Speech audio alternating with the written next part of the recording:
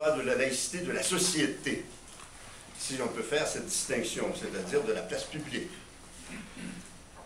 Pour moi, et c'est là-dessus que je veux partir, pour moi, la laïcité, c'est une certaine doctrine politique. Ce n'est pas une doctrine de tout l'État, ce n'est pas une doctrine de tout l'agir politique, mais c'est une doctrine qui touche une certaine partie de l'agir politique, de l'agir de l'État et des pouvoirs politiques, c'est-à-dire de l'agir du pouvoir politique en ce qui concerne les institutions religieuses, églises, sectes et autres, et en ce qui concerne les convictions concernant le religieux dans la population et les attitudes à l'endroit du religieux. Cette laïcité, elle s'est développée au cours des années, peut-être peut-on dire aussi d'ailleurs au cours des siècles. Elle émerge à travers bien des luttes, et bien des discussions et bien des réflexions. Je dirais pour ma part que le point où on en est à ce moment, je la définirais de la manière suivante. Tout d'abord, le fondement de cette laïcité politique, c'est le fait de reconnaître qu'aucun pouvoir politique n'a la compétence nécessaire pour régir les convictions des citoyens en matière de religion. Je répète, c'est que l'État n'a aucune compétence nécessaire pour nous dire si Dieu existe ou n'existe pas. L'État n'a aucune compétence pour nous assurer qu'il y a une vie après la mort ou qu'il n'y en a pas. En ce sens, je dirais que l'État n'est pas en mesure de décider pour nous, ni pour personne d'autre, ni pour lui-même, de ce qui en est de la foi ou de la non-foi dans la vie quotidienne et dans la vie collective.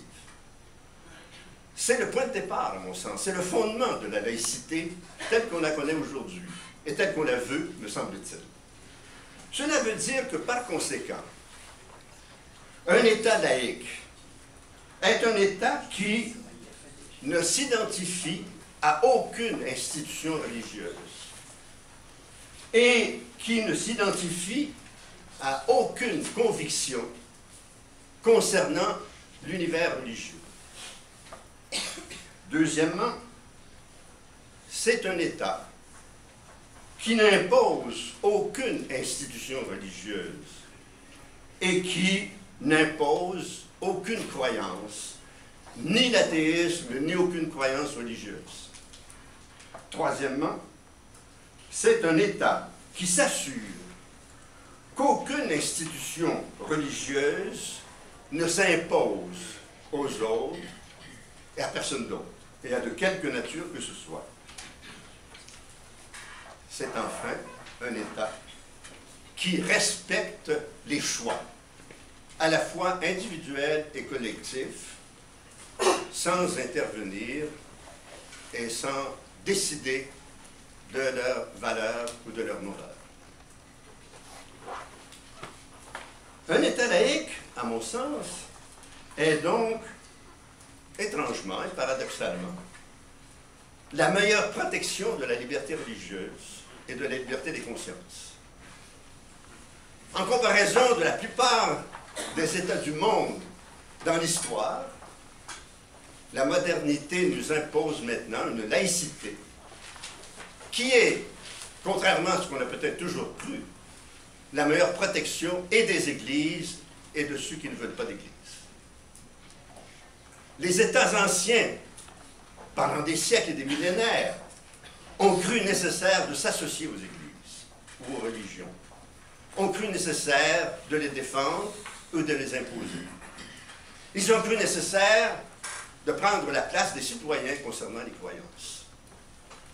La laïcité va dans le sens exactement contraire. Si bien que, en ce sens, la laïcité est autant la protection de l'athéisme que de la protection des libertés religieuses et de la croyance religieuse.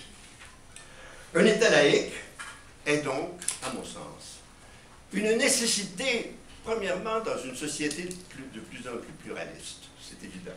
C'est ce qu'on évoque. C'est aussi une nécessité dans une société qui se veut démocratique, c'est-à-dire égalitaire et juste à l'endroit de tous les citoyens. Un État laïque correspond donc à une mentalité laïque et je dirais à une culture laïque. Car au-delà des sciences politiques, il n'existe pas de laïcité de l'État s'il n'y a pas dans une société une certaine culture laïque, c'est-à-dire la culture du respect des limites de l'État et de la reconnaissance de ses pouvoirs et des limites de ses pouvoirs, et la reconnaissance des exigences de la liberté de croire et de ne pas croire pour chaque citoyen. Concrètement, cette laïcité, elle s'exprime dans des réglementations, dans une réglementation. On ne le dit pas assez souvent, mais il n'y a pas de laïcité sans des normes, des règles. Elles sont parfois explicites, elles sont souvent aussi implicites. Elles sont implicites parce qu'une partie de la laïcité vit sur ce qu'on pourrait peut-être appeler une sorte de droit coutumier, un ensemble de coutumes que l'on considère comme les règles ou les normes. Et c'est sur ces règlements, sur cette réglementation que s'appuient les pratiques laïques d'un État et d'un pouvoir politique. Bien sûr, ayant dit cela, je pense que je me suis adressé à ce qui est peut-être le noyau dur, le cœur de ce que l'on peut appeler la laïcité moderne. On le dit souvent, on vient de le dire et on le constate, c'est pour cela que nous sommes ici, il y a différents modèles de cette laïcité. Il y en a dans le monde, différents modèles, et il y en a entre nous. Il y a des modèles différents parce que nous abordons cette question de la laïcité à partir de points de vue parfois différents et en valorisant des valeurs différentes. Surtout, je pense, que les modèles différents viennent de ce que nous pondérons des valeurs différemment. Et nous hiérarchisons nos valeurs de manière différente. Et je reviendrai sur cette idée de la pondération des valeurs. C'est ce qui explique que, en ce moment, un bon nombre d'entre nous sommes des militants de la laïcité. Des militants d'un côté ou de l'autre. Nous sommes un peu des lutteurs, engagés dans les rapports de force dans lesquels nous sommes en ce moment, comme toujours. La société, elle est faite de rapports de force et elle est faite de lutte. Il faut bien le reconnaître. Nous sommes donc un peu des combattants, il faut le reconnaître, entre nous. Gentiment peut-être, bien sûr, mais parce que nous essayons de faire gagner notre point de vue. Et nous espérons que l'avenir ira dans le sens de ce que nous voulons, chacun de nous, avec nos options variées. Cela fait que je dois me situer, évidemment. Chacun de nous se situe et je me situe.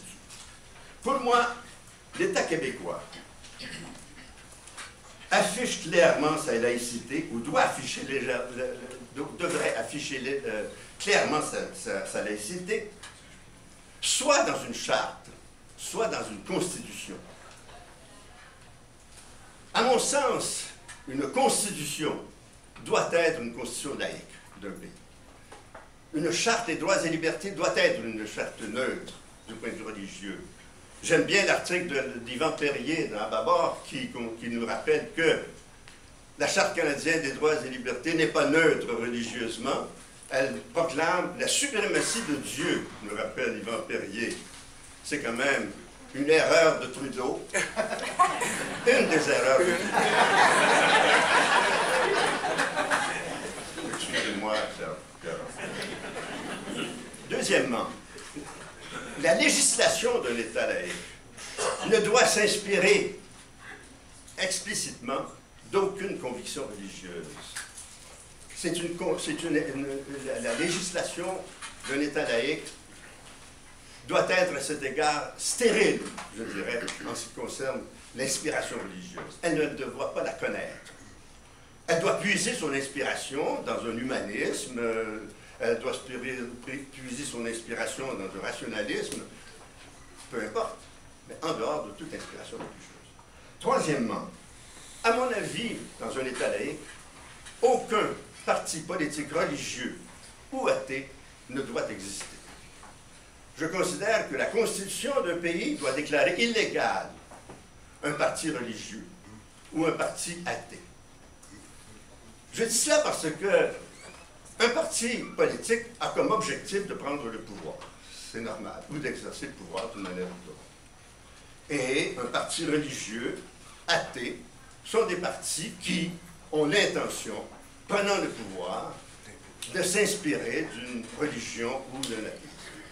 Et je considère que l'existence d'un parti religieux ou d'un parti athée est incongrue dans un État laïque.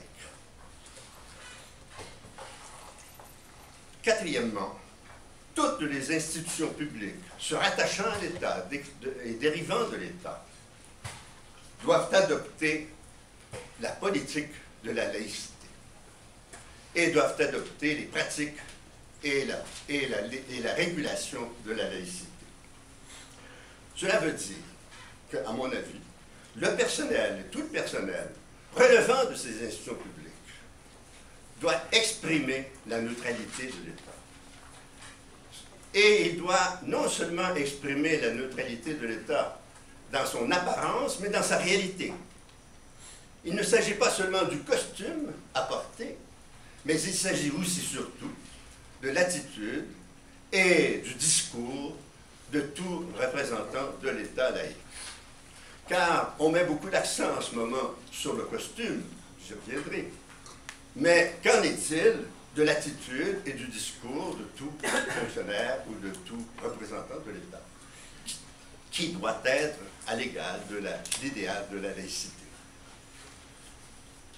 Ce qui m'amène à dire que, en ce qui concerne les signes ostentatoires, puisque c'est de cela qu'il est beaucoup question, je considère que ces signes ostentatoires qui témoignent d'une conviction religieuse doivent être exclus de tous ceux qui représentent l'État et à tous les niveaux. Et cela parce que il y a dans ces signes une contradiction avec la laïcité que l'on veut de l'État, la neutralité que l'on veut de l'État.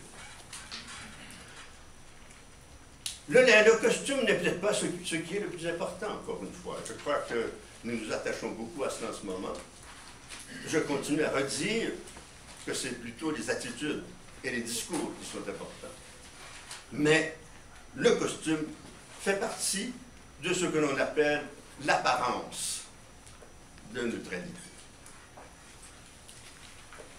En ce qui concerne justement ces positions diverses, cela fait que je crois que l'on est en train de me ranger dans ceux qui soutiennent la laïcité dite rigide et sévère.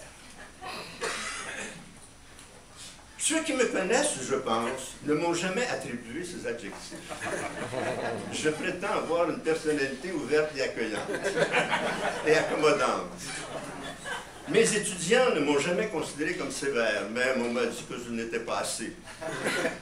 Et pourtant, voilà que je me range du côté de ceux qui appuient cette rigidité et cette sévérité de la laïcité.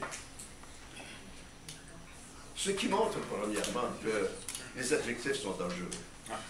Les adjectifs sont des outils de combat, ils sont des instruments de combat.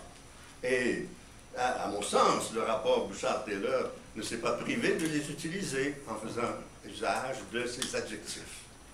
Parce que, surtout de ces années-ci, c'est toujours plus beau d'être du côté de l'ouverture et de l'accommodement et de l'accueil que du côté de la rigidité.